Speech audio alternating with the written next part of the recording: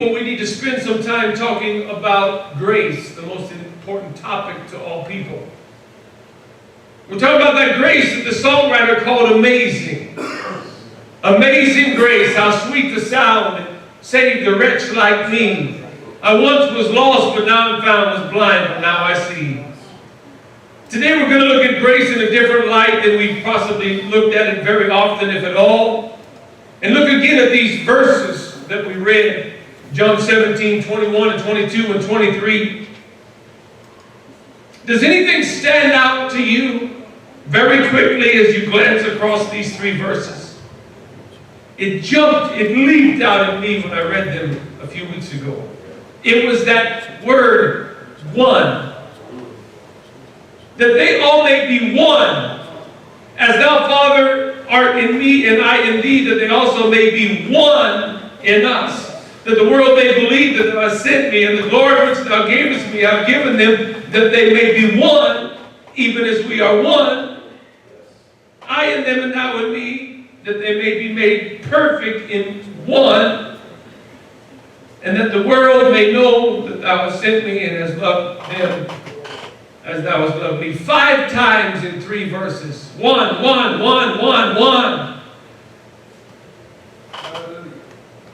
There's something powerful right here I hope we can grasp today. This that I'm reading is a portion of a prayer that Jesus Christ, the Son of God, is praying over the church before he gets crucified. Jesus praying for his church. This is the 17th chapter that was already set up by the 12th chapter, the Last Supper, where there was a refusal for anyone to wash anyone's feet except Jesus. And then there was chapter 13, chapter 14, let not your heart be troubled. Chapter 15, I'm the vine and you are the branches. Chapter 16, the Holy Ghost. And then chapter 17, where we find Jesus just a few hours from the cross of Calvary praying for his church. Yes. The question that you and I should be asking as we read this is, when Jesus prays for his church, what is his burden? Yes. Where is his emphasis put? Yes. As I begin to look for Christ's burden and look for Christ's emphasis as he prays for his church, there is nothing about faithful attendance to the house of God. Not right now. He doesn't pray that they could become blessed with money and be faithful and good tithe payers and become fiscal conservatives. Not right now. He doesn't pray anything about God giving them strength and power, knowledge and understanding for eating and drinking and not eating and not drinking. There's nothing whatsoever about the dress code. Nothing. Not right now. Not while already under the shadow of the looming brow of Golgotha. Those things are not emphasized by Christ. When getting one of the very last chances to ever pray for his new church while he's on the earth, he appears to have one burden. Did you catch it? He sounds to be burdened like a laser beam on one topic. Did you catch it that time? So we ask ourselves, when the Christ prays his last free prayer for his church, his topic seems to be entirely focused on the fact that these people, his people, need to get together and stay together. Right. That's his burden. Yes. They must have, and he prays for them to have cohesion. They've got to grasp this God-sent ability to stay in one accord. He doesn't appear concerned right now about their meetings, about their diet, about their dress, about the law, because he knows if they cannot become as one, then none of these other things will be good enough. But he grasped that if they could find the God-sent Holy Ghost glue of how to get along and how to remain in unity with one another, not fight and bicker and kill and dismember this new body, then there can be chances all along the way to indoctrinate with all these other things. Right away, some may get disturbed about the narrow-minded focus of Christ's final prayer over the church as a whole. What is so important anyway about oneness? First, let's try to catch some of the ambiance, the circumstance, the contextual situation that's surrounding this prayer. Now, these disciples that make up his church have been with him, listening to his teaching and preaching, attending his daily real-life seminars, most of them for 3.5 years. He's been trying to get something across to them about how to do church correctly. For 3.5 years, he's been trying to get this across to them. Has anyone else ever, besides me here this morning, wondered about the incredible patience of God? How he tarries with the church, how he labors with the church, how he's merciful to individuals. Because the truth be known, we are a hard-headed and stiff-necked people. He is tarrying and seeking to get some results out of his church. He's continually training and teaching, illustrating, chastising, appealing, convicting, convincing, succoring. But so far up to this point, as far as this prayer anywhere, they haven't even made it past Religion 101. All right. For 3.5 years, these disciples of Jesus Christ haven't got past the first lesson. What's the first lesson? Start by getting along with one another. The church can't seem to get past the first lesson. We want to be deep preachers. We want to grow great congregations. We want to write theological books. We want to have big meetings and have big positions that help control the fellowship. But we can't get past just getting along. By the way, he only had 12 members. Right. So it makes sense that you have more members than Jesus had at this point, and you're having more struggles with people getting along, even than he was.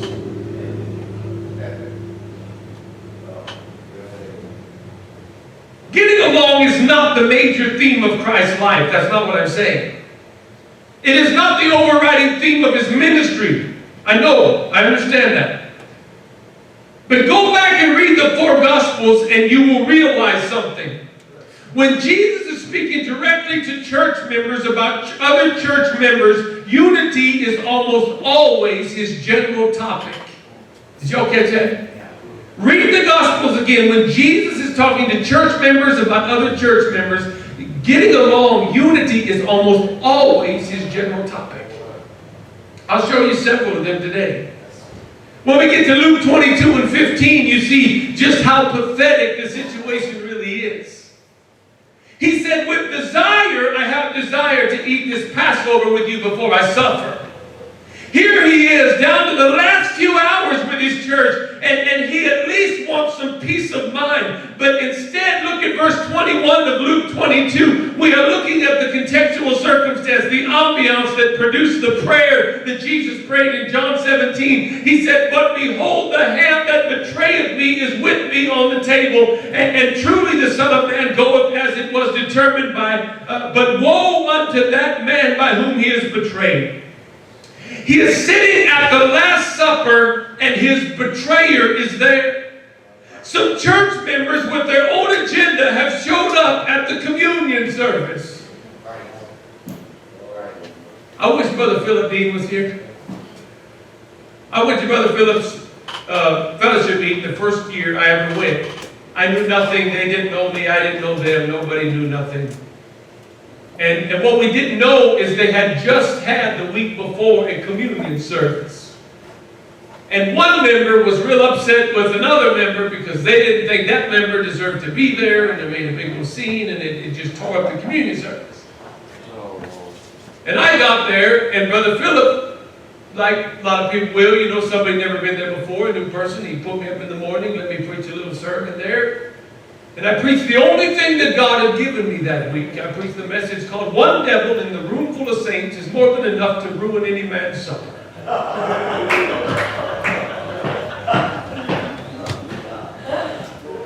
Praise God. And man, I got some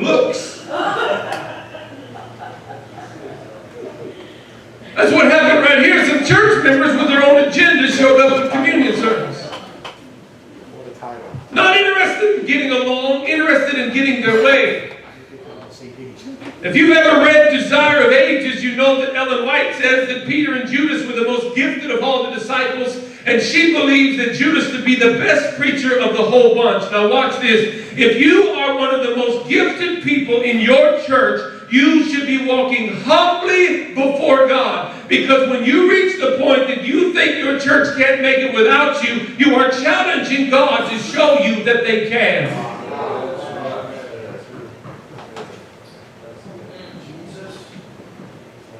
So now he has to take bread with his betrayer. As if that's not enough, look how sickening it gets in verse 24. And there was also a strife amongst them, which one of them should be accounted the greatest.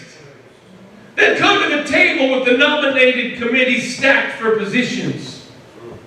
Jesus was about to die. He was agonizing for some peace. And his betrayer took bread with him. And then others came. In fact, two of them had been so audaciously and insultingly bold as to send their mommy to the nominating committee. Lord, when you become the big camp meeting board chairman, I want my youngest son to preach the youth service and my older son to be the night speaker.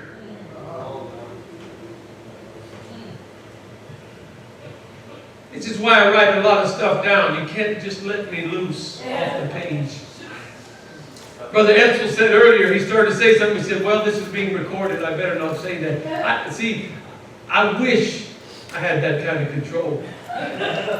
If I did, my 2-hour sermon would be like 10 minutes on CD. Amen. The Bible records that the other disciples were offended. They were insulted by this salacious attitude. They were turned off by this unholy ambition. They're sitting at the table. Are you beginning to understand why Christ is praying the way that he's praying in John 17? He had a mess in the church. This is not how you show interest in winning the world. They are showing no ability to carry out God's holy mission. They're not prepared to go out into the highways and the hedges and the byways. They still lack the very, very basics. They can't get along long enough to do the will of God.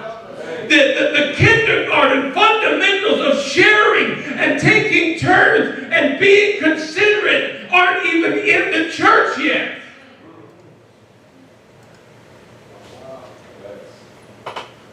Do you want to win the world? And you're fighting the neighboring pastor? Jesus is praying for you to just learn how to get along. It doesn't even end there. Verse 31. And the Lord said, Simon, Simon, behold, Satan has desired to have you, that he may sift you as wheat. But I have prayed for thee that thy faith fail not, and when thou art converted, strengthen the brethren. He is sitting there with the betrayer. He is sitting there with the conniving, strategizing, politicking church leaders. And he's sitting there with one of the church leaders named Peter, who Jesus can see. He has no guts. He has no backbone. One whom as soon as the pressure comes, he will deny me. One whom the church world already believes is a bold man, but come to find out his boldness has more to do with standing with the group that agrees with him than it does with standing for me. We got a lot of folk mouthing big mouthy stuff and being bold and attacking and fighting and popping off when they're with all their buddies that agree with them. Put them out on the street with some homosexuals or some gang members or something. Find some atheists. Put them in a debate with an agnostic. Find out how bold they are. They can't even stand for Jesus. They stand for meanness. And Jesus is praying for them to just learn how to get along with the saints.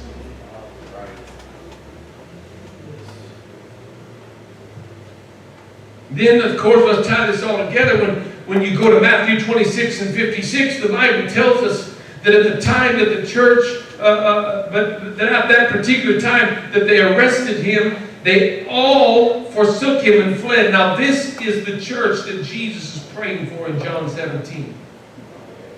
A betrayer, political power hounds, a false boldness, and everybody that's going to run away. That's his church. So now you know why he's not praying about an outward standard or meals or a temple or service times or sanctification. He's just praying, just get them good and saved long enough that they can agree on me, with me. Get them stop worrying about all their stupid junk and get them to agree with me.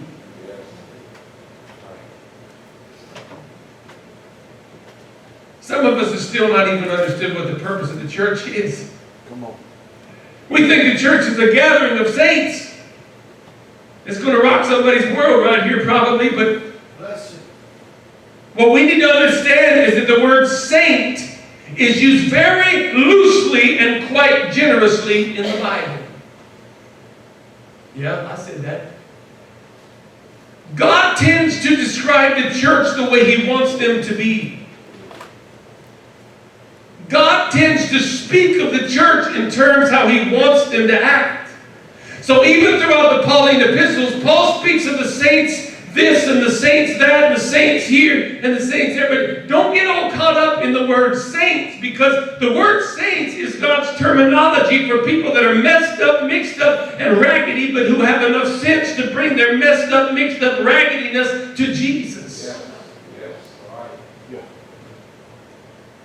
If you're a knucklehead out there and you won't even come and bow the knee to Jesus, you're just a knucklehead. But if you're a knucklehead and you're smart enough to come and bow the knee to Jesus, you're still a knucklehead, but you're a saint because you came here.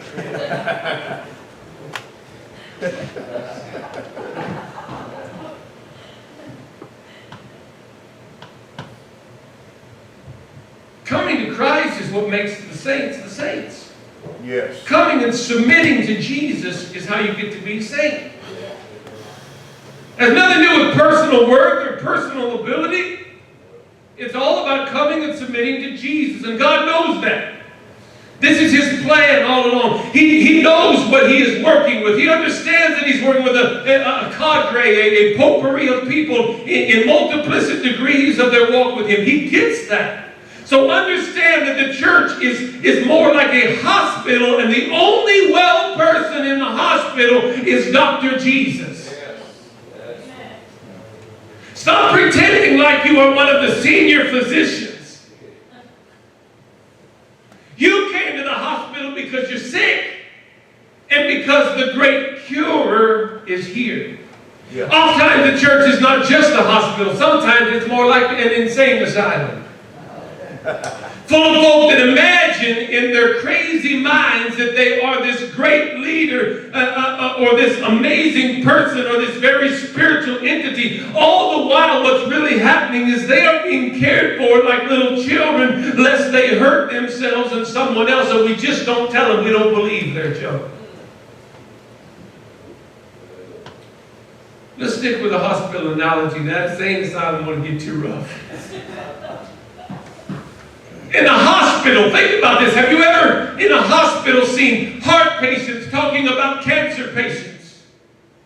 Does the man with diabetes have much negative things to say about the man with kidney disease? Is the stab wound patient really going to talk bad about the gunshot wound patient? No. Why? I'll tell you why. Because the heart patient is so caught up in getting his heart problem fixed that he don't have time to worry anything about your cancer. Yes. The thing that can make the church one again is our oneness in our need for Jesus Christ. The thing that makes the church one again will be its corporate understanding that without the grace of Him who saved us, none of us has a chance. Amen. So He talked to them. Brother Smith. Look at Matthew, the Sermon on the Mount. Sermon on the Mount was Christ's announcement of the kingdom of grace. We got folk going to seminars, putting on webinars, and being voted into positions, working their way up tiny little ladders of tiny little groups that won't mean a hill of beans in eternity, and their fellow church members and fellow saints that you despise them, you hate them, you don't pray for them, you don't want to bury the hatchet with them unless you could bury the hatchet in them, and God cannot use you. God uses humble, repentant, prayerful, steady men. Yes. Look at Matthew 5:43. He said, "Ye have heard that it hath been said, that thou shalt love thy neighbor and hate thine enemy. But I say unto you, love your enemies." Yes. If your only church friends are the ones that you like, if the only church people that you can get along with are the ones that you already agree with, you have not got past kindergarten. You're not through with religion 101. You're still on lesson 1. Come on. He goes deeper. He said, love your enemies. Bless them that curse you. Yes. Bless the brother that took what you said out of context, twisted it just a little bit, ran and told it to somebody that he knows can hurt you with it. Bless them. The sister that saw your daughter at youth camp and drug her into all the junk that had absolutely nothing to do with her precious little soul. Bless them. It's getting harder and harder to say amen in here this morning, isn't it? Jesus is saying that you have not arrived at the kingdom of grace if all you can do is get along with people that you can already get along with. Real grace will help you get along with folk that you can't get along with. That takes grace. That takes something outside of you. God has to pour something down on you in order for you to get along with folk that you can't get along with. So here is this whole new concept of grace, verse 45. So that ye may be the children of your Father. Now these disciples that he's dining with heard him preaching this sermon. Way back when they were there at the Sermon on the Mount. Church folk are very interesting to me. The pastor will get on one of some brother's pet subjects, and the pastor will be driving it home, and before you know it, that brother's up there, and he's standing, and he's clapping, and he's yelling, and he's backing. Amen, amen, tell him, pastor, tell him, come on! Or you put their preacher up there. And they get up there, and they're so close to him, they're almost in their pocket. You can't tell who's preaching and who's backing. They're co-preaching. But the guy that they despise gets up there. Yeah. Oh, I can't even hardly stay awake. I seen one the other day, look at this watch 4 times. While I was preaching, he's not exactly my friend. And no, wait. He looked at his watch 4 times. My wife even mentioned it to me. He doesn't wear a watch. He's never wore a watch. He doesn't believe in watches. But he sat behind me while I was preaching and kept looking at his watch. Never had one in his life. He doesn't believe in them.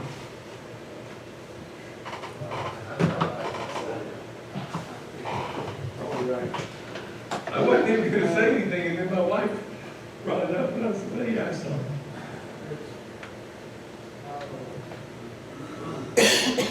But I'm telling you, I can name you 4 or 5 guys. You put them up in that pulpit, he will lose his ever-loving mind preaching with them. Now jump back over to John 17. Where amen and come on preach is not going to get anybody into eternity on the right terms. Who you backed and who you didn't back will not be the deciding factor when you get there. What will help you ultimately is transfer transformation of character through Christ Jesus that allows you to start putting into practice on an everyday basis the principles of God's law and His grace. Putting them into practice in the context of real people. Not the ones you pick, but all the ones He sends. Y'all didn't get that good enough. When you're practicing Christianity on people, it is not counted to your righteousness in glory if you're only practicing it on the ones you pick. You have to practice it on all the ones He sends. Yes. Come on, preach.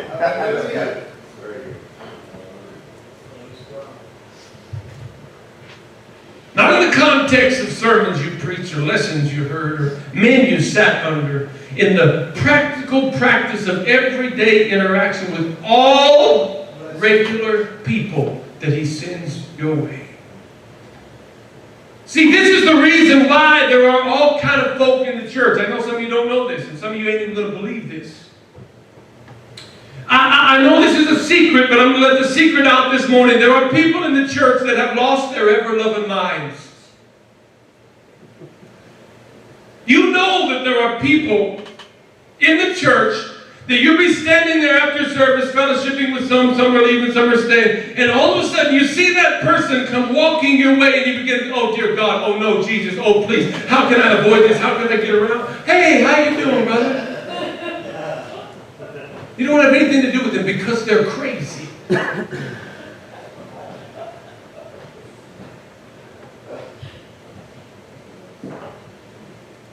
Now, do you know why there are knuckleheads like that in the church? God drew them in just for you. He knows that if you can't even overcome this, you are not ready for glory. Crazy folk are in the church selected by God for your benefit to teach you some things so you can graduate to one of those levels that you've been thinking that you were already at. If you are the type of person that cannot hear anything about somebody that you don't like without expressing your version of that person and what's wrong with them, then you are not ready for glory. You are not out of church kindergarten. You have not passed religion 101. But when you graduate those things, you will be able to hear something said about somebody that you have a problem with, and the only thing you're going to say is, yeah, I know him. All right. Folk, you are fighting in your own home church and you're 2 states away, and you run into somebody that knows them. They'll say, hey, don't you go to church with so-and-so? You'll say, yeah, they go to our church. Yes. The pastor down the road has been criticizing you and fighting you and trying to steal your members, and you're at the ministers' conference up in the hills somewhere, and they mention, hey, aren't you from about the same place that so-and-so is? And you'll say, yeah, he pastors right down the road. Come on, brother. You know that family so-and-so. Yeah, we know them. Their kids go to our school. That's it. That's all you have to say. That preacher winds up on the same board as you. That family ends up in the same Sunday school class with you. They move in to take a church in your area. They start palling around with some of your friends. So Matthew 7:1, understanding the church, he says, judge not that ye be not judged. Please allow me to point something out right here. The elephant in the room, if you will. The most dangerous thing in the church for you, my friend, are people with sins. I said that. The most dangerous thing in the church for you are people with sins. Maybe not the way you think, but because you are greatly tempted to forget about your faults. Come here, listen to me just a minute. You are greatly tempted to forget about your faults and focus on their faults, and get so focused on their faults that you never again worry about your faults, because you have come to compare yourselves amongst yourselves, and you have given yourself a higher grade than you gave those around you. So you decide that you are better, even though you have your own. Yeah. We will say it. You said it. I've heard you say it. You said, what are you talking about? You said, I know I'm not perfect. That sounds so humble and so righteous. See, I know I'm not perfect. But yeah. But bless God, I'd never wear that to church. Talk to us now. But the anesthesia just before you stick in the night. Say it again, brother. I said, plus the anesthesia just before you stick in the night. Yes. You all have no idea what you're going to hear tonight. That man right there going to tell some joke.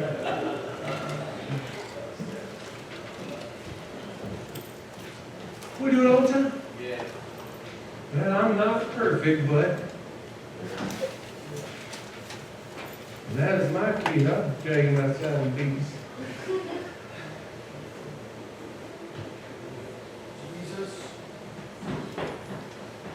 As if suddenly, somehow, your ability to make such simple discernments about others has somehow elevated you to a holier status. You're not really super righteous because you know that when that lady came wearing the bra on the outside of the dress wasn't good decor for the church. That doesn't make you holy. We all saw it. We know that. We know where the bra goes on the inside. There's nothing special and godly about you because you noticed it, and there's definitely nothing special and godly about you because you said something about it.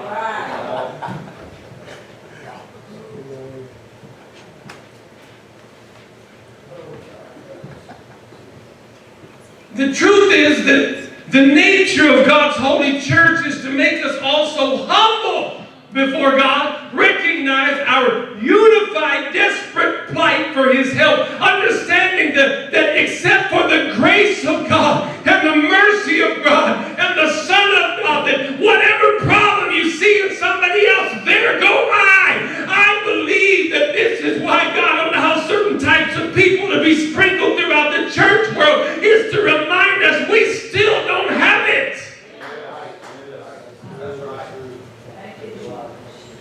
This man-made idea that if we can continually purge the congregation of people that aren't holy, idiots.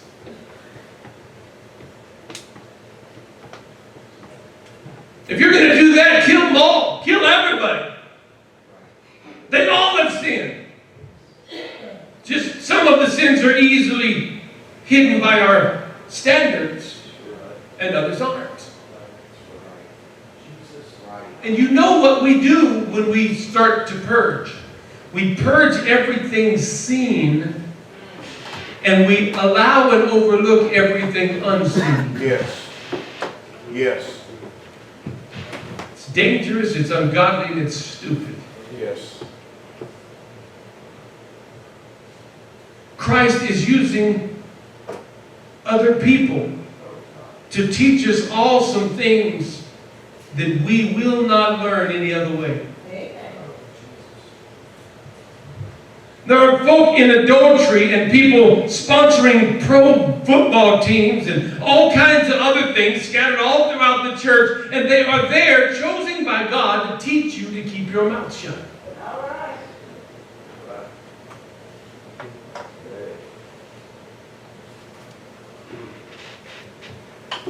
And if you do learn to keep your mouth shut, it doesn't necessarily mean that you condone whatever their problem is or don't have an opinion about whatever their issue is. It simply means that you acknowledge that God is working on you too.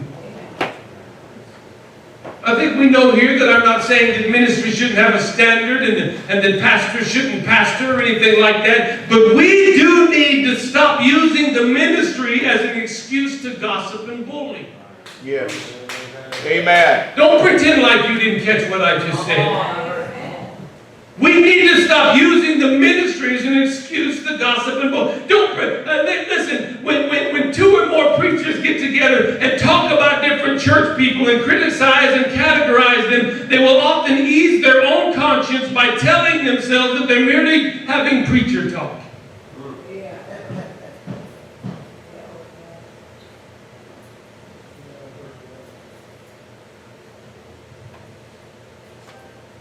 Let me see if I can prick your conscience this morning.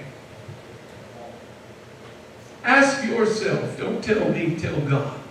Ask yourself if you've ever asked questions of another minister about people in your church or people in their church or people that you both know, and the Holy Ghost kind of checked you like, that's borderline gossip. That's information you don't necessarily need to know. Or he makes you think, am I asking this just because I want to know?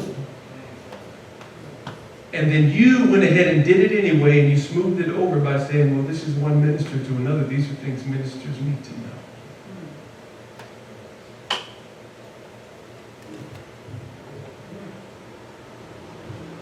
No, you don't.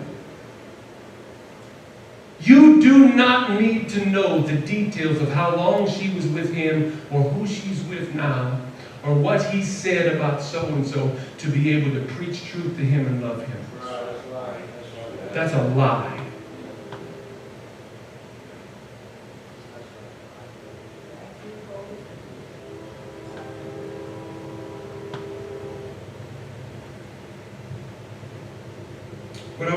What I want to get here is this.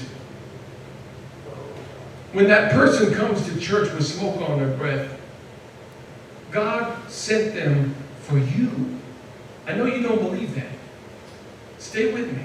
I want to convince you. God sent them for you, to teach you, to test you. To see if on Monday morning, the first chance you get, you will seek out another spiritual one like yourself and say, did you catch the smell of so-and-so's breath? And when you do that, God looks down from eternity with his little angel helper that he's got with him that day, and he says, they're not ready yet.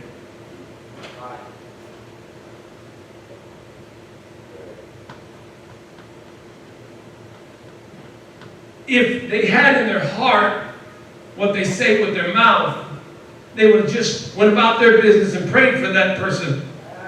Or they would have waited for a chance to lovingly talk to only that person. Or they would have taken a chance to teach on it in a biblical way and pull for that soul. What about that person that hasn't been to church for 9 months and they finally show up out of the blue on a Sunday morning? They showed up for you. So you can learn not to walk up to them and make some sneaky, snide, stupid remark like, we sure been praying for you. Are you finally back in church for good, or are you just visiting your mom this morning?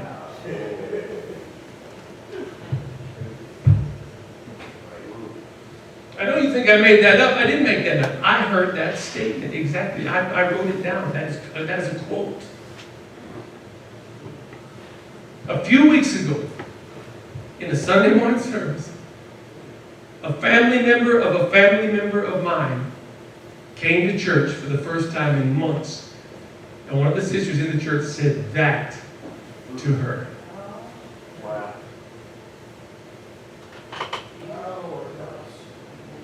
She said, we sure been praying for you. Are you finally back in church for good, or are you just visiting your mom this morning?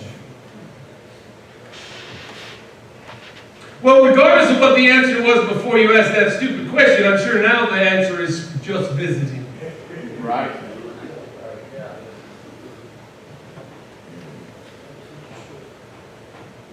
One of the primary things that we forget to credit those that are just visiting that we know are not living right is the fact that they have somehow mustered up enough courage to come to church and bring all their baggage and junk and sit down in the pew right next to possible hypocrites like us. Yes. Yes. Christ was bringing them all the way back to the basics. Let me make my primary statement here before I get this all messed up. If you're writing anything down, write this down. The greatest proof of grace in the church is gracious church people. Yes. I like that. The most powerful evidence to the fact that you are growing in grace is that you are becoming more gracious to the broken people around you. Church members or non-church members, you do not possess grace and are not gracious. It's a lie.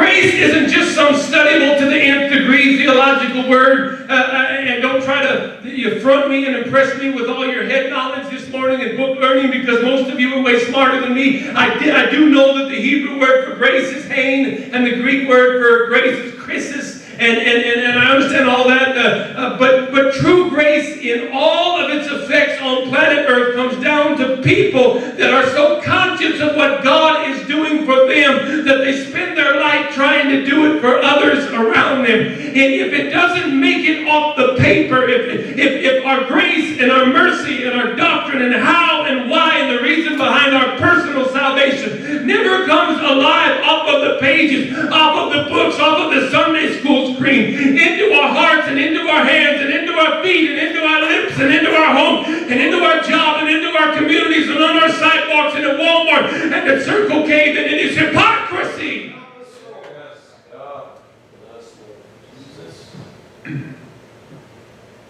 Even the Beatitudes.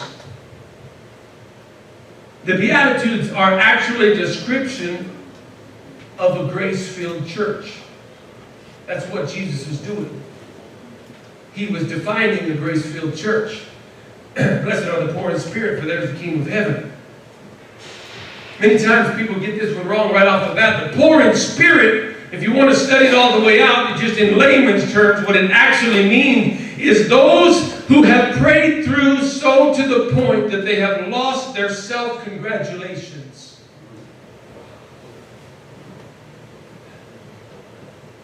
The poor in spirit have prayed so far through that they have lost their self-congratulations. Poor in spirit addresses people who have become so conscious of their need of God that their spirits no longer adulate themselves.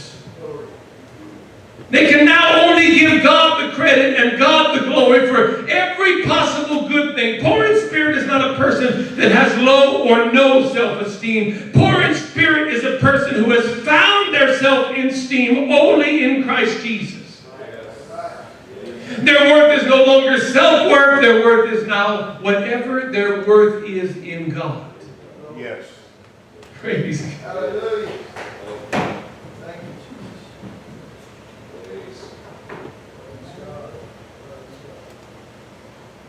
If I did something, it was because of Him.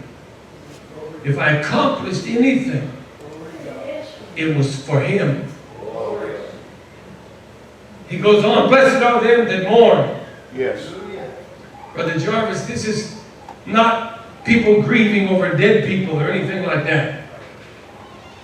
This is the person who has prayed so far through that they are mourning and sorrowful for the hurt that they now are conscious of that they caused God.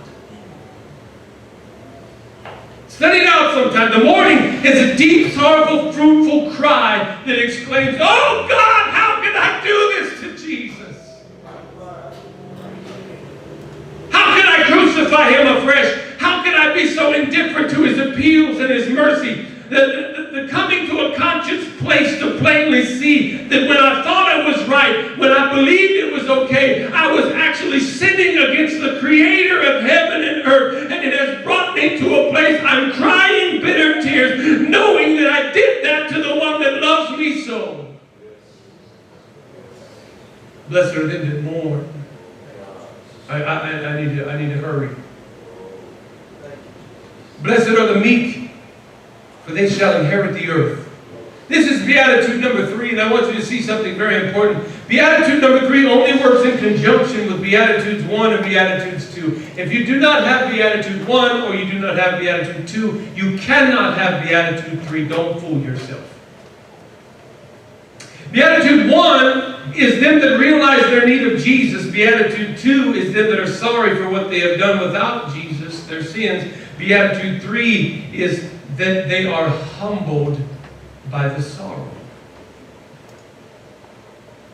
It's not that I acknowledge Jesus and I'm broken by what I've done to Jesus, so now I'm going to do better. That's not necessarily what that is. It's not all of a sudden being able to get up and overcome or receiving some glorious power and being this saint in shining armor. It is this idea that I do acknowledge Jesus and I do understand what I've done to him, and it has broken me.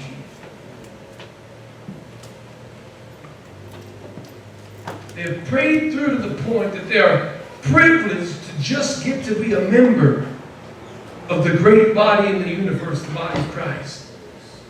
They do not feel any longer that their particular talents, abilities, or calling, or experiences necessarily cause them to be owed anything.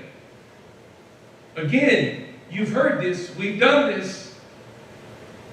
I went over there and I did this and I did that and I told them this and I told them that, and once I did what I did, then God moved.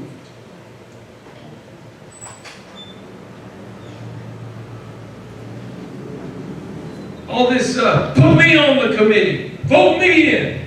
They didn't ask me, let me, use me. If you're talking about money, they say, give me the money, I'll show you. You're talking about preaching, they say, let me do the preaching. I know what.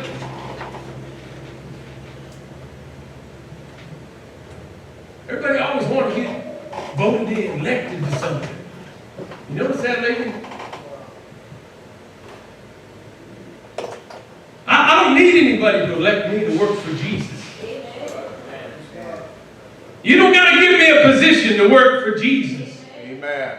I can just go right on over here all by myself and start helping folk that nobody else is helping and do it in the name of Jesus. As a matter of fact, as I read the works of Apostle Paul, he calls us the elect of God. Therefore, every one of us is already elected. To do what? Well, read Paul's letters again. We are elected to serve Christ by ministering to his body in two particular areas. Number one, the edifying of those which already exist in the church. And number two, growing the church into that which does not already exist, but that he wills to exist. You are elected already. Brother Kevin Vickers, you are elected to edify the saints at Waycross. And you are elected to win the lost at Waycross for God. You're already elected. All right. And nobody ran against you. Praise God. Y'all all right? Yes. Praise God.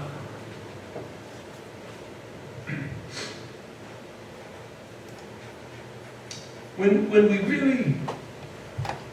really love the Lord, this is, y'all have heard some of them preachers preaching, oh, it's tight, but it's fine, oh, it's holiness. This is tight. This is tight. When you really love God, you do not need peers patting you on the back. Right. To do his will. It is time for us to move to another level of service that we're not normally comfortable being in. Pastor never calls my name. There's no flyers with my picture on it. They put him on the camp meeting board over me. I'm trying to be transparent with you this morning, but the only list I really am concerned right now being on is that roll called up yonder. Yes. Yes. And if your name is on that list, you should inherently understand something that the church world is showing less and less understanding of all the time. Listen closely if you can. I don't want you to misunderstand what I'm saying, but to save the world, to save America, to save our families and our friends and our neighbors, we have to do more than just be more against more stuff. Right.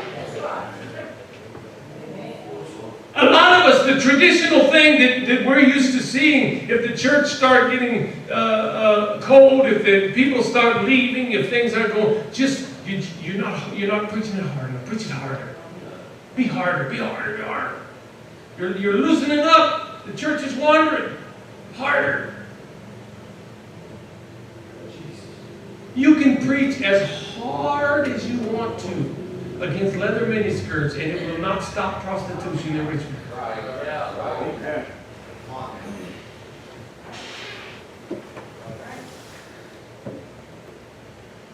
We have to find a way to win people. The American church has spent the last 75 years dividing more and more and more over things until now. Sodomites can marry in all 50 states. The only state in the Union that did not cast one vote for Barack Obama at either time now is having to remove the 10 Commandments from their Capitol lawn. How can this be? They tell me that less than 2% of Americans are gay. Less than 20% of Americans are supposedly atheists or agnostic. How can we be the majority but be so weak? It's because the church is not the majority. The church is thousands and thousands and thousands of a bunch of little minorities. Yeah.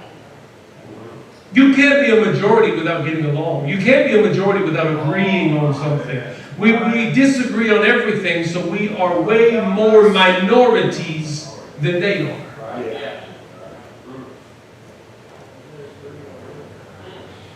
Yeah, that's true. Somebody asked me this the other day. They said, how could gay rights have got marriage when 80% of Americans are Christians?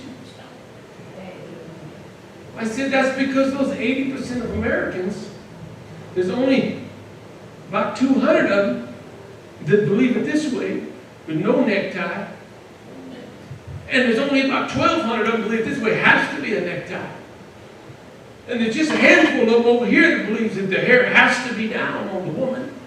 And there's just this little group over here that believes that you got to handle the snake. And then there's this group over here that believes that you're supposed to meet on Saturday. And then there's this group, and none of them are going to agree on nothing. So that little group, that little group, that little group, that little group, that little group, that little group, and then their group that is so small is bigger than any of our groups. That's right. And Jesus is praying, I need the church to get along. Yes.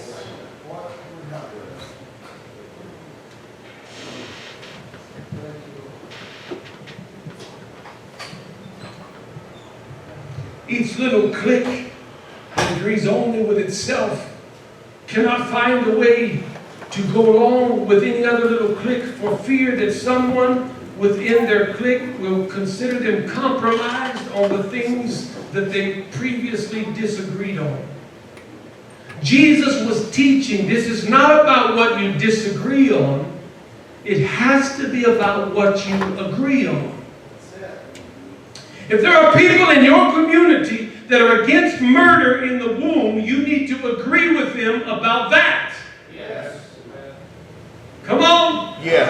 But I can't agree with them about that because they are Catholic and they worship Mary.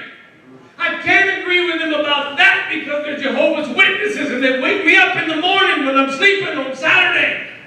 I can't agree with them. I'm not asking you to debate them about Mary. I'm not asking you to discuss Saturday or Sunday. I'm asking you, Brother Hayden, if the Catholics in Fayetteville, North Carolina will put some power behind the agape pregnancy because they don't believe babies should be murdered in mother's womb, we will take that one subject and we will agree.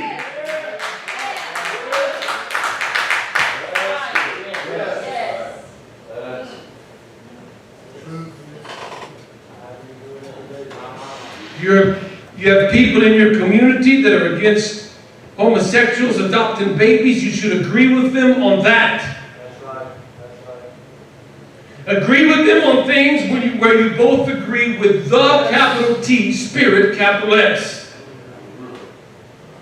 I don't care if they're Presbyterian, Catholic, Joel Osteen, follower, T.D. Jakes, worshiper, snake handlers, hair up, hair down, always skirt, sometimes skirt, never skirt. Agree with them in the things where you both agree with the capital T, Spirit, capital S. Because we have to win some more people. Imagine if Brother Earl Wayne work had a couple more prostitutes saved, and Pastor Lamb's church here, their ministry had another agnostic and 3 more lesbians get saved, and Pastor Hackworth down the road ministry had 4 Democrats and a Republican get saved, and if we continually practice and exercise more oneness in the church and in our calling and in our cause, when and where available to us, and as much as possible, we would affect more and more people, then we would already be set up to help, to teach, to influence them, and there would be more strength on our side and more weakness on Satan's side. We would have more saints, and it would be more difficult for those in this country to shape it in ways that we don't want it shaped. Amen.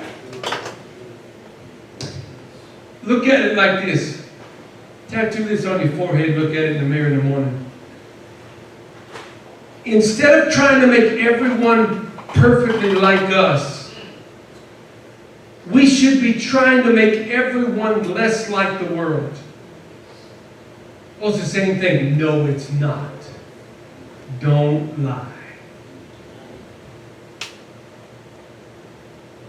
If you get off of trying to make everybody perfectly like us and get on to trying to make everybody less like the world, there is a huge difference.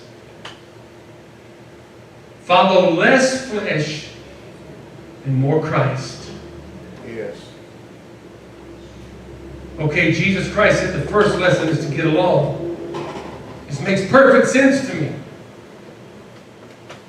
Brother Vickers, when we're having all these conversations, and Brother Hayden, when we're talking all the time on the phone, and I'm getting calls from Brother Larry Wayne, and Brother Earl Wayne's always talking to me. We have all these conversations, and we're trying to apply Scripture to outreach, and it keeps crossing up the church's doctrines, and we don't know who we're going to hurt, we don't want to offend, and we don't look like rebels, and all of this. This makes sense. The church says get them to kneel at the altar, not at the pew. Watch me. The church says get their hair right and stop wearing that t-shirt that says that horrible thing on it. The church says have them not have that boyfriend that's causing them so much trouble, and at least if they're going to have a boyfriend, get one amongst us that we already approve of. And we can never get them all the way right fast enough, and we lose them.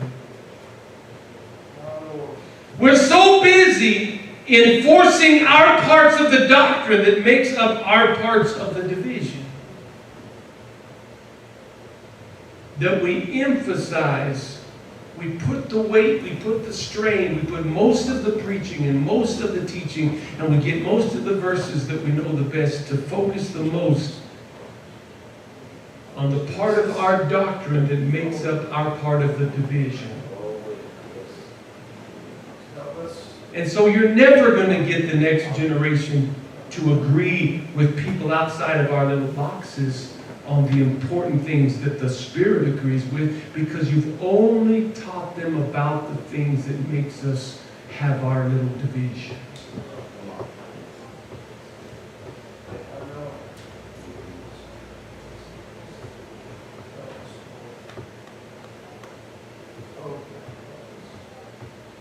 I'm almost finished. What this scriptural understanding of what Jesus was saying was, if you preach truth, they get convicted and pray and claim an experience and then show back up feeling like they shouldn't go do this anymore, or they shouldn't go do that anymore, or maybe they should not wear the t-shirt anymore, or maybe they should not have the boyfriend anymore, or maybe that is time for you to agree with them on that.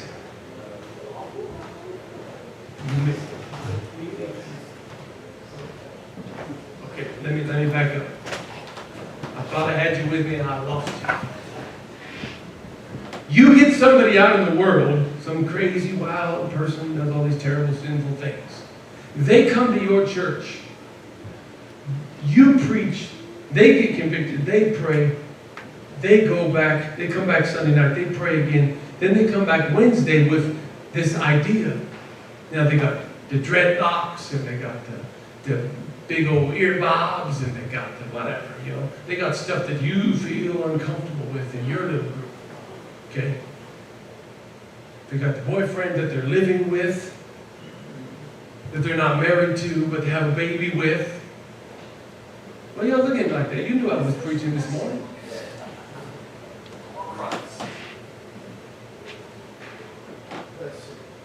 And they come a third time. Praise God. Yes. Yes. Third service in a row. Yes. And if you're not careful, what's going on in your mind is, gotta get her to not do that.